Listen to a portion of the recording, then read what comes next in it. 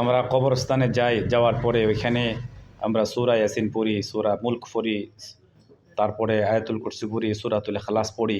এই সমস্ত কোরআনের আয়াত পড়ে আমরা জিয়ারত করে থাকি, তাদেরকে স্মরণ করে থাকি। কবরবাসীদের জন্য সদকায়ে জারিয়ার কাজ করা, মসজিদ বানানো, মাদ্রাসা বানানো, তারপরে কালবার বানানো, রাস্তাঘাট বানানো, ফল গাছ লাগাই দেওয়ান, তাদের জন্য কোরআন খতম করা, তাদের জন্য তারপরে বিভিন্ন দান সদকা করা মৃত্যু ব্যক্তিদের জন্য, এটা হলো সদকায়ে জারিয়া। কিন্তু যারা অলির দোহাই দিয়ে আমাদের এই এলাকাতে খালেক সাহেব এবং বজলুর রহমান সাহেবের মাজারের নাম দিয়া, উরুসের নাম দিয়া, এরকমভাবে বেফরদা নারীদেরকে দিয়া, উরুসের নাম দিয়া এরকম গান বাজনা বাজানো, এটি কখনো শরীয়ত কী করে না, সাপোর্ট করে না। এটি কোনো মুসলমানের কাজ হতে পারে না। এটি নাস্তিক্যবাদ। কোরআনের আওয়াজকে বুলন্দ যেন হতে না পারে, যারা হতে যেতে না পারে, এরা যেন কোরআনের যেন প্রচার প্রসার না হয়, ইসলাম যেন প্রচার প্রসার না হয়। এই জন্য এই সমস্ত বাউল আউল ফাউল এরা নাস্তিক্যবাদের সাপোর্টার।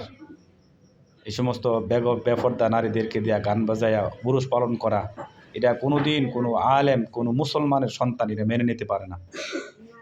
এটা কোনো দিন মেনে নিতে পারে না। এটা মাজার উরুসের নাম দিয়ে এরকম গান বাজনা মাজা, এটা কোনো দিন উরুস হইতে পারে না।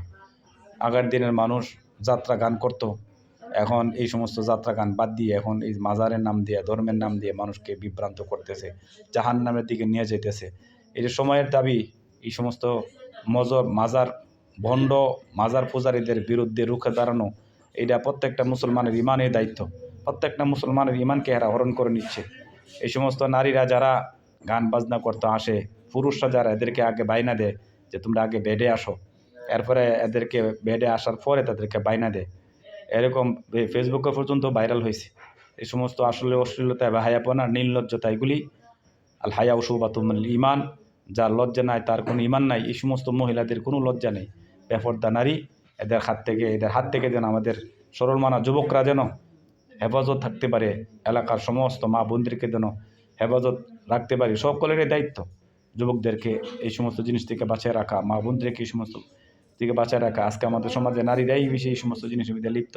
দলে দলে নারী পুরুষকে এই সমস্ত বাউল গানের নামে ওইখানে গানাচানাচে পালাপালি করে এরকম গুনাহের কাজ করতেছে। সবাই যার যার অবস্থান থেকে সবাই এই সমস্ত জিনিসের প্রতিবাদ করুন, সবাই প্রতিবাদ করুন। আর নয়তো এটা আমাদের ইমানের দাবি।